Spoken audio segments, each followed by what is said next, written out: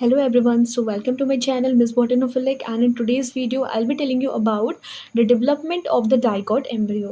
तो किस तरीके से डाइकॉट एम्ब्रियो का डेवलपमेंट होता है उस वीडियो में हम लोग पढ़ने वाले हैं। तो वैसे एम्ब्रियो दो टाइप के होते हैं, एक डाइकॉट एम्ब्रियो होता है, मोनोकॉट एम्ब्रियो होता है। इनिशियली इन दोनों के डेवलपमेंट में कोई भी डिफरेंस देखने को नहीं मिलता है, जो डिफरेंस होते हैं वो लेटर ऑन स्टेजेस पे देखने को मिलते हैं।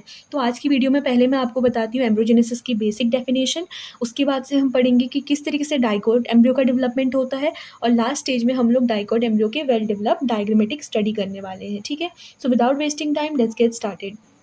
सो सबसे पहले मैंने यहाँ पे लिखा है कि the development of embryo from the zygote is called as embryogenesis. जब एम्ब्रियो का डेवलपमेंट जाइगोट से होता है तो उसको हम लोग एम्ब्रियोजेनेसिस बोलते हैं।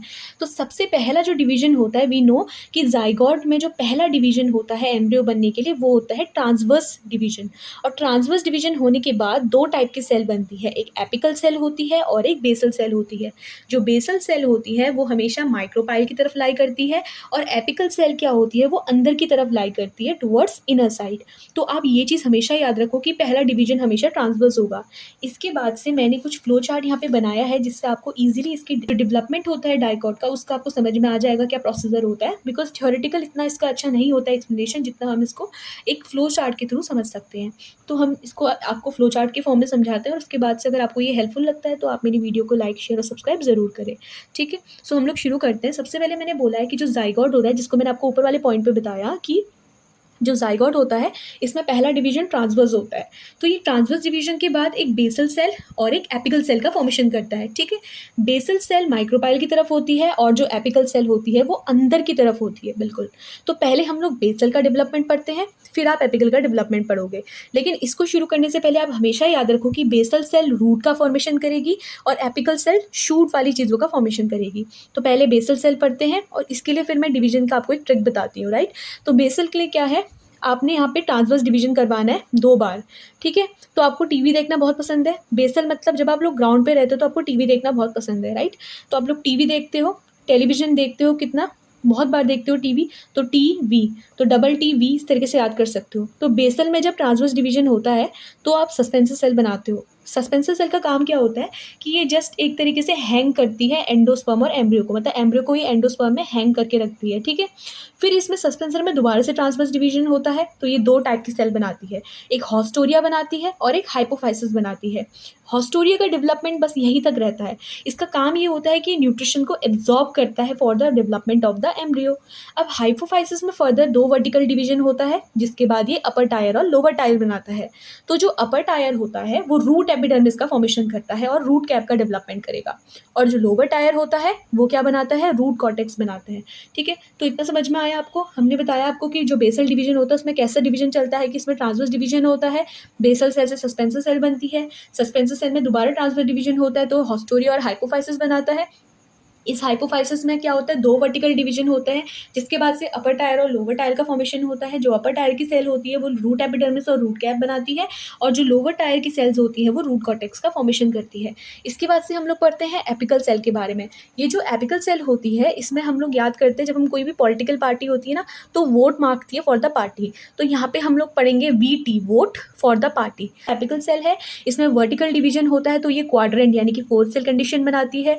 फिर इसमें ट्रांसवर्स डिवीजन होगा तो ये ऑक्टेन यानी कि 8 सेल स्टेज बनाएगी। इस ऑक्टेन में देन क्या होगा, पेरिक्लिनल डिवीजन होगा तो ये 8 आउटर और 8 इनर सेल का फॉर्मेशन करेगी।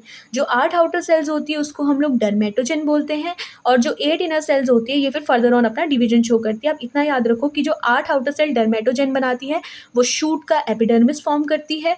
ठीक है, और इनर के बारे में कहेंगे, जो 8 इनर सेल्स होती है उसमें वर्टिकल डिवीजन होने के बाद वो आउटर और इनर सेल बनाती है। आउटर वाले को हम लोग पेरिब्लम बोलते हैं और इनर वाले को प्लेरोम बोलते हैं। जो आउटर वाला होता है वो फिर फर्दर ऑन कॉर्टेक्स बनाती है, और जो इनर वाला होता है वो स्टील का फॉर्मेशन करती है।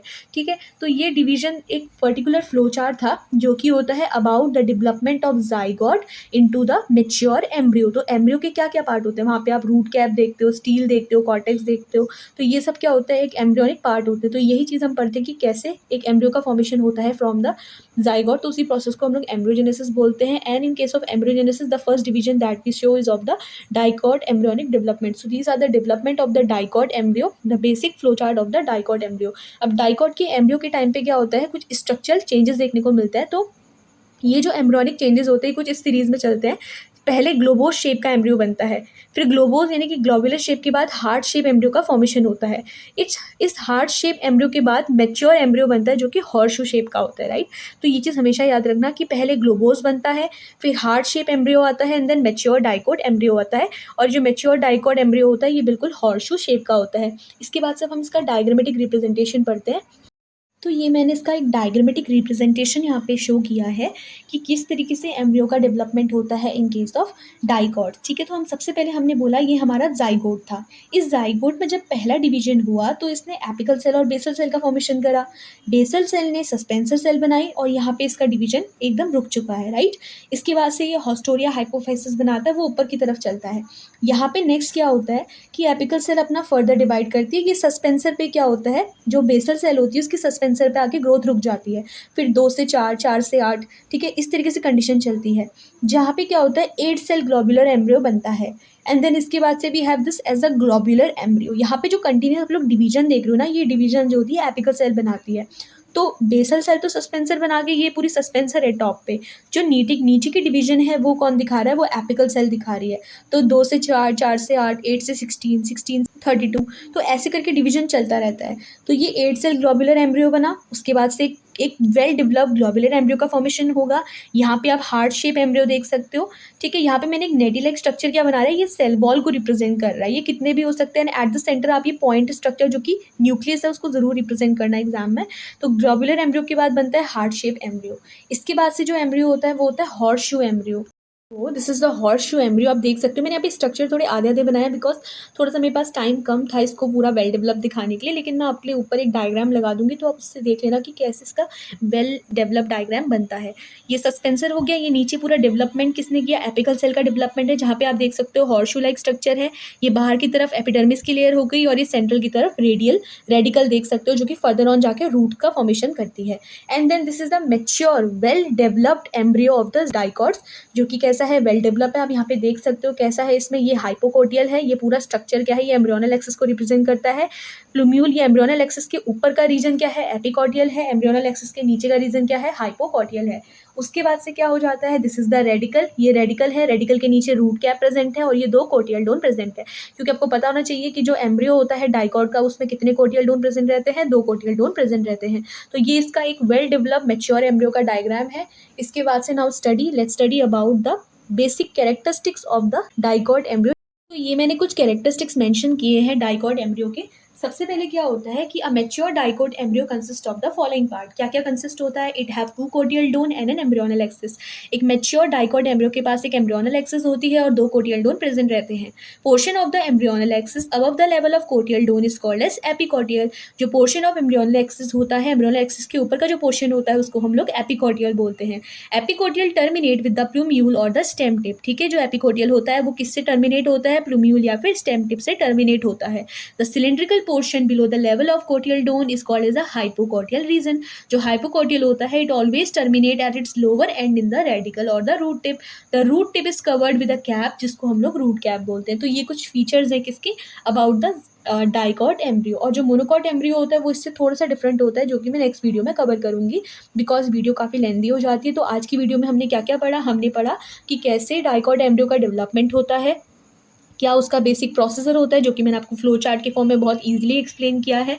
उसके बाद से हमने उसका डायग्रामेटिक रिप्रेजेंटेशन पढ़ा, कि एम्ब्रियो के बारे में पढ़ा, जहाँ पे हमने 3 स्टेज पढ़ी, कौन सी, 8 सेल ग्लोबुलर स्टेज, फिर एक वेल डेवलप ग्लोबो stage, heart shape stage and then we have the horseshoe stage.